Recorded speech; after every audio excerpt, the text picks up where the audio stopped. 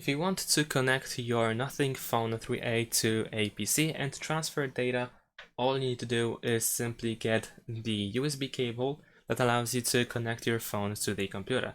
Of course, if you use the original cable, you need to have the USB-C port on your computer, on your PC.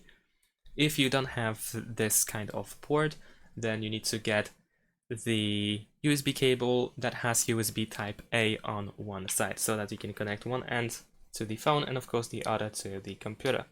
But essentially, if you connected the phone to the computer, you should be able to, I believe, receive the notification. There we go. Over here we have charging this device via USB. We can tap over here on this notification and make sure that file transfer is selected and of course verify yourself. Now over here, with this setting, with this USB preference, we can access our files from our phone on our computer. So if you open your computer, you should be able to find your Nothing Phone over here in devices and drives. We have the internal storage, and of course we have our folders with everything that we have on our phone. And we can easily transfer files like that.